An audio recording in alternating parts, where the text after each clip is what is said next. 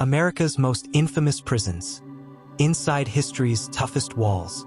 A gate clanks shut, the echo bouncing through concrete corridors.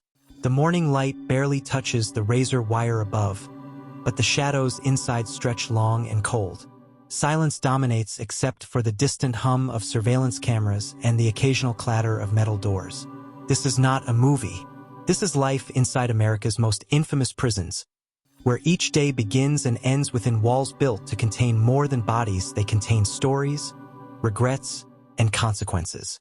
Behind these walls, the story continues.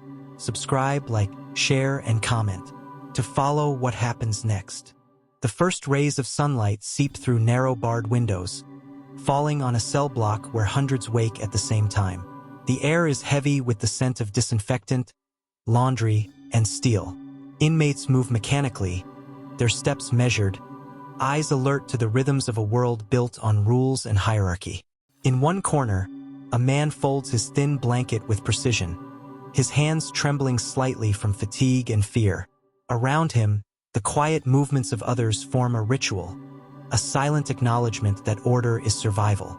Down the hall, the clang of breakfast trays against tables fills the room. Inmates eat quickly, eyes scanning for subtle threats, alliances, and opportunities. Each bite carries the weight of years, each swallow a reminder of the world they cannot leave. In the vocational workshop, sparks fly as metal is welded together under harsh fluorescent lights. Inmates work in silence, some lost in thought, others carefully focused, shaping pieces of metal as though shaping fragments of themselves that remain untouched by prison life. A small library offers refuge for a few. Shelves tower above worn tables where inmates quietly study, read, or write. Each book is a lifeline, a fleeting escape into knowledge, imagination, or memory of a life left behind. In the counseling room, hands clasped tightly reveal the tension that words often cannot. Some sit rigid, others slouch, each one grappling with choices that led them here. No voice is heard. Emotions speak louder than words ever could. The yard is a world apart. From above, guards watch, and below, men navigate invisible lines of authority and influence. Each movement is calculated. Silence can be as deadly as confrontation. Shadows stretch across gravel paths, marking invisible boundaries of power. Even simple gestures carry meaning. A glance, a nod, a stepped forward position. These are signals, codes learned over years of navigating a space designed to test patience, obedience, and resilience. Isolation cells wait for those who break the rules or attract attention. A door slams, the noise ricocheting down empty halls. Inside, a narrow bed, a small toilet, an endless space for reflection or despair. Time stretches here differently, measured in quiet, in repetition, in absence. Visitation booths tell another story. Smudged fingerprints cling to glass, a barrier that separates more than just bodies. Touch is limited, words are measured, and the emotional distance between inside and outside is palpable. Phones hang in corridors, often ignored, swinging slightly with each passing shadow. Calls are brief, monitored, and insufficient to bridge the gaps left by years of confinement and absence. Disciplinary forms and clipboards sit on metal desks, symbols of authority and consequence. Pens rest atop them, ready to record, decide, or condemn. Small objects, yet they carry immense weight. The medical wing hums quietly, cold and clinical. Wheelchairs, bandages, and the faint smell of antiseptic underscore the fragility of those housed within these walls. Every illness, every injury, is amplified in a system that must move on schedule. Counts punctuate the day. Inmates line up in silence as guards move methodically through cells. Numbers are whispered, tallied, and recorded, a ritual that reminds all that every life is accounted for, measured against rules designed for control. Education programs attempt to reach beyond the walls. In classrooms, workbooks are filled meticulously. Each lesson is a step toward knowledge and perhaps toward hope, a bridge to a life less defined by confinement. Evening descends with its own rituals. Lights dim, trays are cleared, doors shut. Shadows lengthen across hallways, cells, and faces. The quiet is heavier than noise, filled with thought, reflection, and anticipation. Transfers disrupt the familiar. New faces, new cells, new routines. Inmates move from one facility to another, their identities reshaped with each change, alliances tested, strategies rewritten. Meals are monotonous, yet the act of eating together maintains a fragile social order. Conversation is minimal. Focus is survival. The smallest gesture of camaraderie or defiance can reverberate throughout the block. Night brings a mix of tension and fatigue. Some lie awake, staring at ceilings marked with cracks and graffiti, calculating, remembering, or planning. Others surrender to exhaustion, only to wake to the same routines hours later. Letters tucked beneath mattresses carry hope, despair, and secret connections. They are lifelines to the world outside and reminders of life choices that cannot be erased. Workshops and vocational rooms close for the day. Machines go silent. Tools rest. Dust settles in thin layers over metal and wood, just as it settles over thoughts of what has been lost and what might still be saved. The night count is conducted again. Doors lock. Lights flicker. Guards patrol in a rhythm known to all. Silence returns, punctuated only by distant echoes and the faint hum of fluorescent lights. Some attempt meditation, cross-legged on narrow beds. Eyes closed, hands resting, breathing steady. Even here, in the dark, control is sought. A moment of inner calm amidst imposed confinement. Isolation cells seem endless at night. Shadows stretch across walls, ceilings marked by cracks forming abstract patterns. Here, time feels altered. Reflection deepens. Fear mixes with clarity. Visitation areas empty, phones hang, and corridors echo. The world outside continues, indifferent to the struggles within. Connections are fleeting, interactions brief, and the emotional weight is heavy. By early morning, routines restart. Corridors echo with metal doors and footsteps. Inmates rise once more, preparing for meals, work, and the mental calculations that define survival. The smallest movements are deliberate. Eye scan. Hands grip. Shadows are observed. Silence communicates more than any conversation. Even simple objects, trays, books, letters, hold significance. They offer comfort, distraction, or a small claim to agency within a world designed to limit it. By the time sunlight peeks through barred windows, the day is in full motion.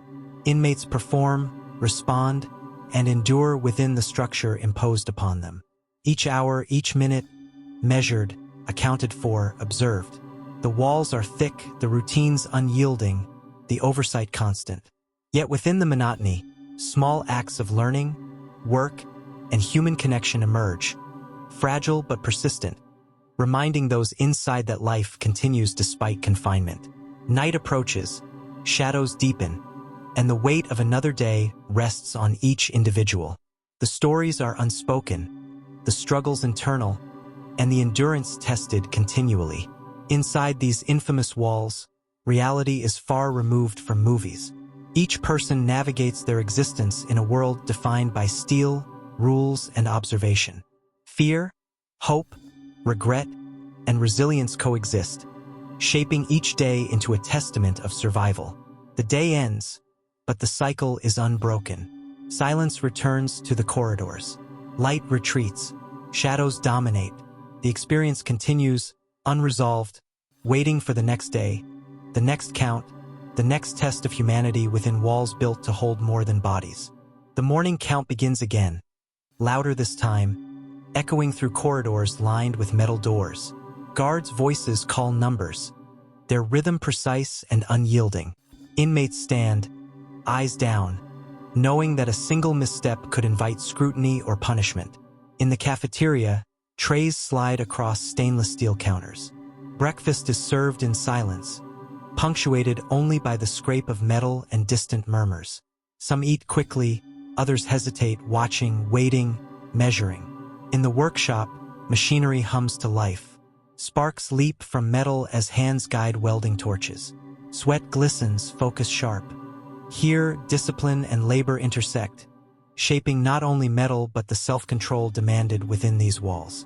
A small classroom is prepared for inmates attending education programs.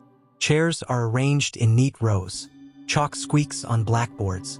For some, this room is a rare chance to reclaim knowledge or skills stolen by circumstance. Down the hall, laundry machines churn, swallowing uniforms and bedding. Steam rises, filling the room with warmth and humidity. Inmates move rhythmically, folding and sorting, a dance dictated by routine and expectation. The yard stretches beneath a gray sky. Inmates navigate the open space carefully, aware of hierarchies that are invisible yet omnipresent. Some walk alone, others cluster cautiously. Every glance carries meaning. A lone inmate sits on a bench, eyes scanning the yard, head tilted slightly toward the distant watchtower. Surveillance cameras swivel, unblinking, ensuring that even the quietest movements are accounted for. Within the cell block, whispers float between barred doors. Inmates exchange brief information, news from other wings, or subtle warnings. Even the smallest communication is a negotiation of trust and survival. Counseling rooms offer a different kind of challenge. Chairs arranged in circles hold people wrestling with choices, guilt, and regret. Some sit stiffly, others slump. Silence often says more than any spoken word. Visitation booths are occupied briefly, hands pressed against plexiglass, eyes searching, smiles fleeting. The outside world feels distant, separated by barriers that remind both sides of what was lost and what cannot be reclaimed. In the medical wing, a nurse prepares for rounds. The smell of antiseptic fills the air. Wheelchairs, bandages, and medicine carts stand ready. Every patient carries a story, every injury or illness compounded by confinement. Phone booths line the corridor. Hands reach for receivers, waiting for a voice from beyond the walls. Conversations are monitored, time-limited, and precious, fleeting attempts to maintain connection. Disciplinary forms sit on desks, pens poised to record infraction or compliance.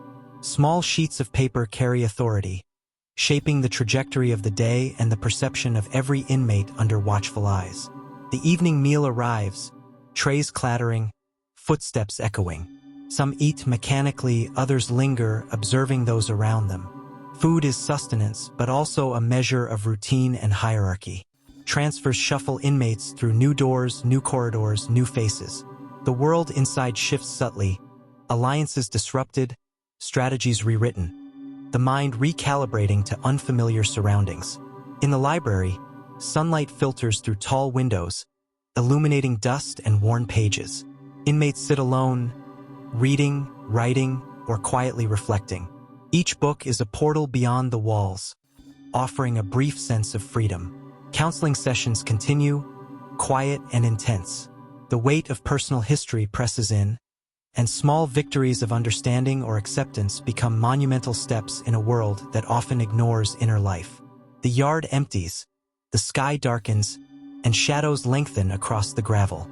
Inmates return to their wings, each step measured, eyes alert, internalizing the rhythm of control and observation that defines daily life. Back in cells, personal rituals begin. Folding sheets, organizing possessions, writing in notebooks. Every action asserts a fragile sense of order and individuality amidst a regimented environment. Isolation cells loom as reminders of consequence. Metal doors, narrow beds, and dim lights provide ample time for reflection, remorse, or anxiety. Time stretches here differently than anywhere else in the facility. Evening counts punctuate the night. Doors lock, lights flicker, and silence falls. Guards move with precision. Every number accounted for, every presence noted, every absence noticed. Inmates who remain awake reflect quietly. Some stare at ceilings marked by cracks, graffiti, or peeling paint. Others meditate, cross-legged on narrow beds, seeking calm or control in a world designed to disrupt it. Letters are tucked beneath mattresses, carrying hope, despair, or fleeting connection. They remind those inside that life continues outside, even if only on paper, even if only in memory. Workshops are silent, machines rest, Dust settles over benches and metal scraps. The echoes of labor fade, leaving only memory and anticipation of another day's tasks. Nighttime surveillance is relentless. Cameras pivot, red lights blink, and footsteps echo through halls, reminding all who remain that watchfulness is constant, unavoidable, and total. Routines repeat, relentless and measured. Inmates rise, eat, work, study, exercise, and sleep within the framework set for them. Each action carries meaning, each pause is evaluated. The weight of choices, regrets, and small victories shapes the environment. Each day reinforces the boundaries imposed by walls, bars, and oversight. Sleep is uneven. Shadows stretch across cells. Thoughts wander. Some dream, others plan. The mind never truly rests, aware that the system continues regardless of personal fatigue or desire. By dawn, the cycle begins anew. Corridors echo with footsteps, trays slide across counters, and the daily rhythm of control and endurance resumes. In the most infamous prisons, reality is unrelenting.